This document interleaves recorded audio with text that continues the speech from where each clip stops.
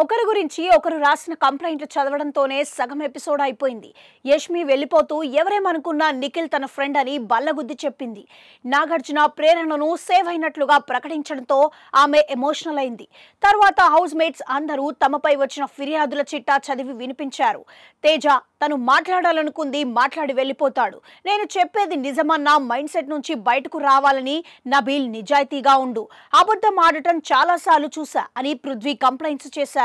Unpredictable గా ఉండడం వల్ల తనను నేను నమ్మలేను, త్వరగా ట్రిగ్గర్ అవ్వడం నాకు నచ్చదు అని యష్మి గురించి ప్రేరణ ఫిర్యాదు చేసింది. నీ ఇండివిజువాలిటీ కనిపించడం లేదు, ఎవరైనా ఏదైనా చెప్తే వెంటనే మారిపోతావు, అసలైన నువ్వు ఎవరనేది అర్థం కావట్లేదు అని రోహిణి పేర్కొంది. కెమెరాలతో కన్నా మనుషులతో ఎక్కువ మాట్లాడు, ఫుడ్ అందరితో షేర్ చేసుకో అని పృథ్వీ కొన్నిసార్లు కావాలనే గొడవలు సృష్టిస్తున్నాడేమో అనిపిస్తుందని అవినాష్ గౌతమ్ గురించి అభిప్రాయపడ్డాడు. నీకు అవినాష్ రక్షణ కవచంలా అనిపిస్తోంది, అవినాష్ తేజతోనే ఎక్కువగా ఉంటున్నావని పృథ్వీ ఒకే విషయాన్ని మళ్ళీ మళ్ళీ చెప్పడం ఇబ్బందిగా అనిపిస్తుందని తేజ రోహిణి గురించి రాసుకొచ్చారు. తను ఎవరి కోసం గేమ్ ఆడుతుందో తెలియదు, నామినేషన్స్ లో క్లారిటీ లేదు, ఆట పట్ల ఆసక్తి అంతకన్నా లేదు అని అవినాష్ మేమందరం కష్టపడి తనను మెగా చీఫ్ చేశాం, తనను గెలిపించిన వారి కంటే యూనివర్స్ కే ఎక్కువ కృతజ్ఞత చూపిస్తుంది అని నబీల్ విష్ణు గురించి కంప్లైంట్ చేశారు. నువ్వొక్కడివే బలవంతుడు అని ఆలోచించడం మానే, ప్రతి ఒక్కరికి టాలెంట్ ఉంది కాబట్టి ఎవరిని తక్కువ అంచనా వేయకు అని రోహిణి గొడవని గురించి కాకపోయినా నువ్వే గొడవ సృష్టిస్తున్నావు, అభ్యంతకరమైన పదాలతో అటాక్ చేస్తావని గౌతమ్ పృథ్వీ గురించి ఫిర్యాదు చేశారు.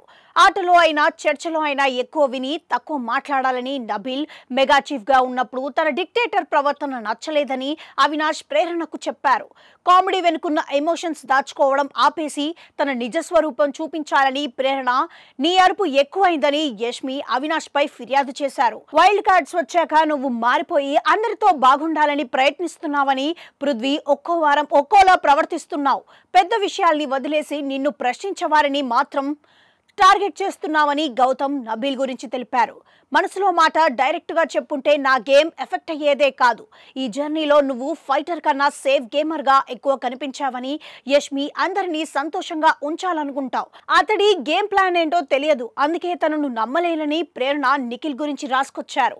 అనంతరం నాగార్జున నబీల్ పృథ్వీని సేవ్ చేసి యష్మి ఎలిమినేట్ అయినట్లుగా ప్రకటించారు.